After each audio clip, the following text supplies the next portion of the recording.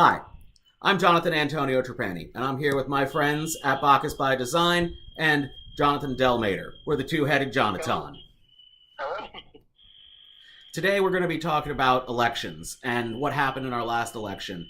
But first, let's have a moment of silence for our late president, the 41st, George H.W. Bush. Thank you. He was a very good man, and I'm very proud to have had him as a president. Great patriot. Very sad to see him pass. Yeah. All right, so here's the thing. Our elections have been a mess. It has been a point of pride in our country for the longest time that our elections were inviolable. They were reliable. You could believe in what they said. People did what they did and it was appropriate. I mean, these things about people going in and, oh, I changed my hat or I changed my clothes. It's like, are you saying our volunteer officials are so stupid that they can't tell the difference between Superman and Clark Kent? I mean, come on. What the hell happened? So we need people to not run unopposed. We need people who represent us. And that's what we're talking about today. So, John, why don't you start us off with what you were saying earlier? We were talking about how we were very upset by being set up by as these different parties, and it was, pigeonholing Oh, us. absolutely. Well, one of the problems with our current system we have, being a two-party system, we're extremely polarized. All it takes is someone to say something along the lines of, well, all Republicans are this way, all Democrats are this way, and it tends to take someone who may be thinking very logically in one direction or another and instantly polarizes them against what the argument is, regardless of how logical it may be. It creates a terrible confirmation bias that we run into just because we're so polarized with our current ways that we're thinking on things. And so it can take people whose political ideologies are really not as far apart as it seems and create this enormous divide that's artificial.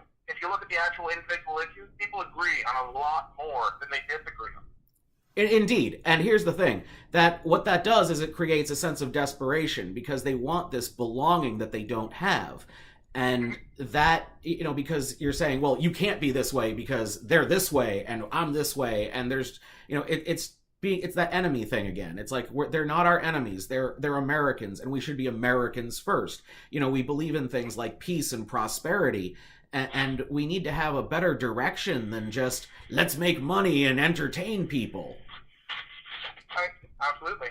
And the problem is that it becomes down to a matter of where people are, Americans second and either Democrats or Republicans first. And that's a really sad thing because it does create a very negative, polarized atmosphere where people aren't really talking as much as they should about things they should. Instead, they're focusing on really nasty, derisive issues, which often aren't even helpful to the political discourse in general. You end up with people just sitting there squabbling at each other, and you're talking heads on your major networks that are just, screaming at each other to Right. no end. And it gets us nowhere. Indeed. And Jesse was pointing out at one point that that's the same anger that is like when that there was someone was anointed to the Democratic Party as like the next president. Oh, yeah. Oh, very much so. And I echo what John is saying about two-party politics creates false dichotomies. If one party takes up a particular issue, the other party emphatically takes up the opposite perspective. And it doesn't allow any kind of middle ground.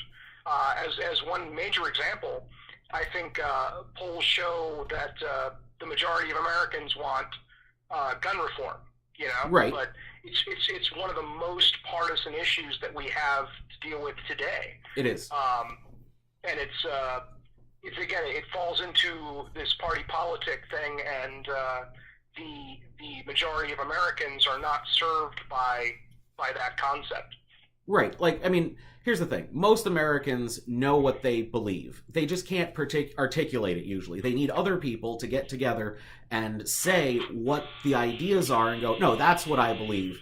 Now, let's talk about that and discuss it. Why do I believe that? Why is that important? How is that the best way to go about things? And then this is, and these are my ideas. Are these the best ideas? That's what we're looking for, right? Anybody? Yeah. Yep. We want to have the best ideas possible, and sometimes I think most people do have they have an idea of what they like, what they want.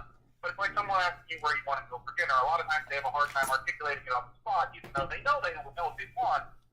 It's sometimes hard to kind of formulate it. A lot of times the political system that we have tends to create a situation where they say, well, you're a Democrat, so you want beef. It doesn't matter if you want beef or not. That's what you're getting for dinner. And, same thing Right. for Republicans. And it really it puts you in a terrible spot where I'm looking at what's on my voter registration card, and I'm looking at what my party's doing, and going, That's not my party. Right. Like, that's the thing. Like, I don't believe in the parties anymore. Sorry, Bacchus, go ahead. Well, yeah, I mean, you were saying initially when you have people running unopposed, I think that's not great for our democracy either. Right. There should at least be a choice. There should at least be a pitch.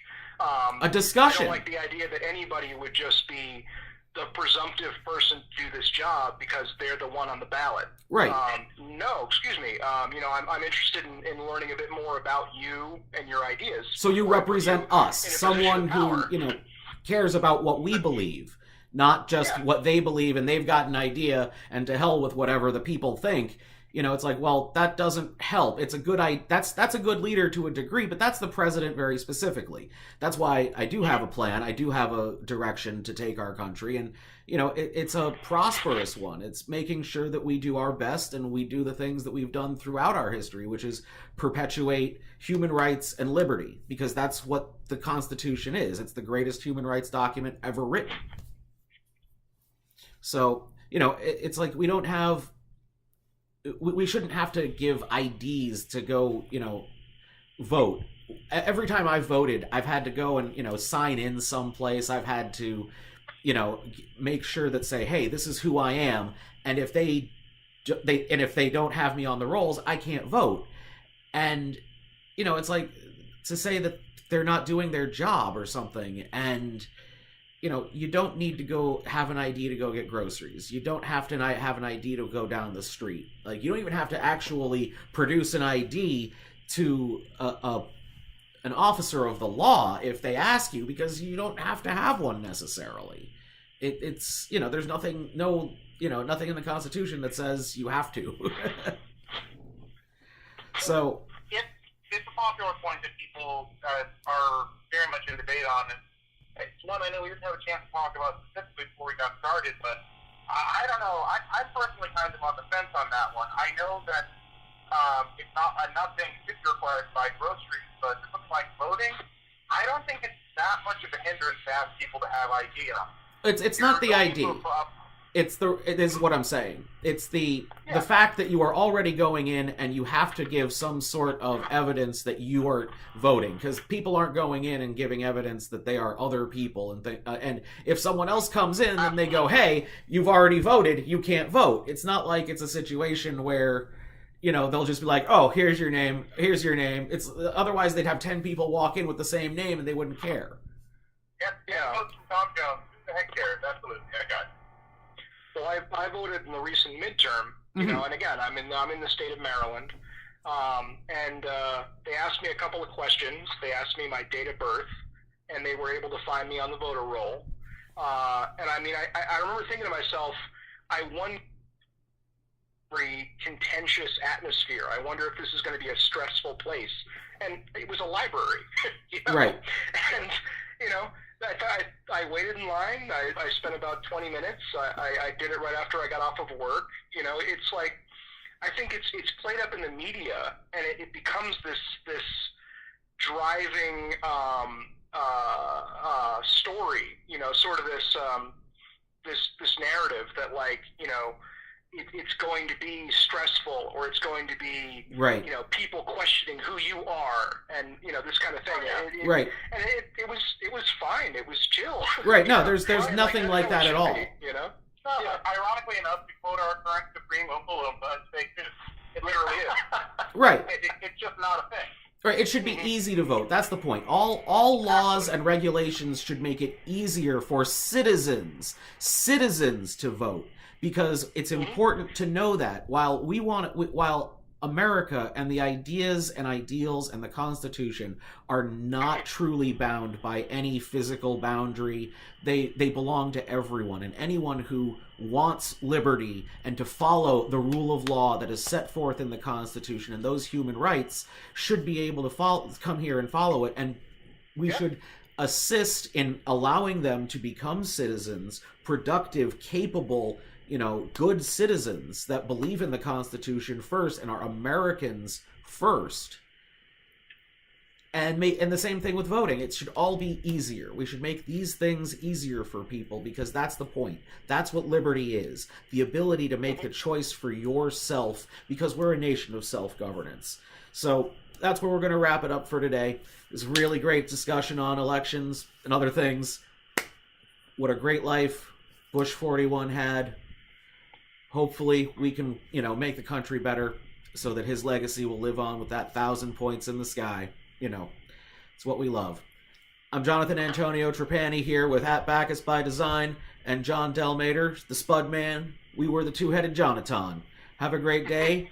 Vote for #JohnAPOTUS. Thank you very much.